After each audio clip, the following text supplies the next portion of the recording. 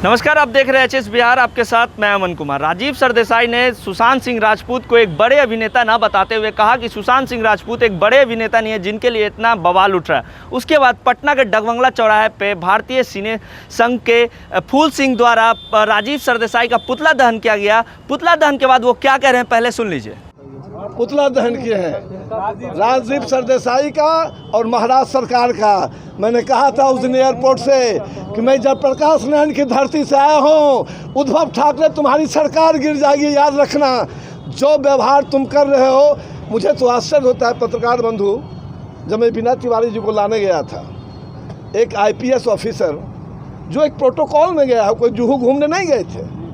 अब जब वो वहाँ से रिलीज हुए, एक अर्टिगा गाड़ी और एक ड्राइवर, उनके साथ कोई सुरक्षाकर्मी नहीं, एक भी सुरक्षाकर्मी नहीं। और जिस तरह से पत्रकार लोग जब टूटे, उनके साथ कुछ असामाजिक तत्व भी हो सकते, तो कोई बड़ी घटना हो सकती थी परसों। वो भोलेनाथ की कृपा है, ऊपर वाले की कृपा, जो नहीं हुई, लेकिन घटना भी हो सकती थी। इसमें कहीं न कहीं महाराष्ट्र सरकार पूरी तरह से लिप्त है और किसी न किसी को बचाना चाहती है।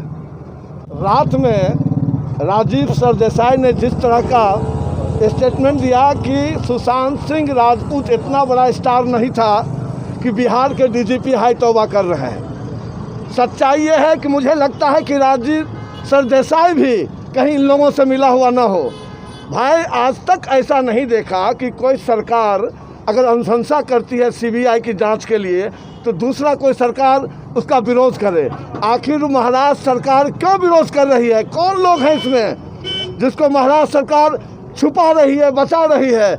मुझे तो लगता है सरकार की कहीं न कहीं साजिश है। और जो हमारे बिहार के पुलिस के जवान गए थे, हमारे जांबाज IPS ऑफिसर विनय तिवारी गए थे, उनको क्वारंटाइन कर दिया गया। उसके कल होकर मैं भी गया, मुझे भी करने की कोशिश कर गई, मुझे भी BMC द्वारा खोजा गया। और बिहार के जो 4 पुलिस जवान गए थे, उनको भी खोजा गया। खैर, हम लोग वापस आ गए परसों विनय तिवारी जी के साथ उनको लेकर। लेकिन इसमें कहीं न कहीं राजदीप सरदेसाई एक नया हवा देना चाहता है, चूँकि वो गोवा का रहने वाला है और एक भ्रष्ट पत्रकार है। और पत्रकारिता के नाम पे कलंक है। मैं समझता हूँ पत्रकार का मतलब होता है जो समाज को सही रास्ता दिखलाए, समाज का आईना होता है। लेकिन अगर राजदीप सरदेसाई को इंडिया टुडे अगर अपने जगह से नहीं हटाता है, तो मैं दिल्ली जाके प्रदर्शन करूँगा, इंडिया टुडे के गेट पर प्रदर्शन करूँगा, राजदीप सरदेसाई का घर घेरूँ। तो आपने सुना, सीधे तौर पे राजीव सरदेसाई को घेरते हुए उन्होंने कहा कि राजीव सरदेसाई का बयान कहीं ना कहीं ये साफ जाहिर करता है कि वो सुशांत सिंह राजपूत की हत्या में शामिल है। वहीं दूसरी तरफ उन्होंने सीधे तौर पे महाराष्ट्र सरकार को भी घेरा और कहा है कि बिहार सरकार जब CBI की जांच की अनुशंसा कर चुकी है, तो महाराष्ट्र सरकार को इससे आपत्ति क्या है।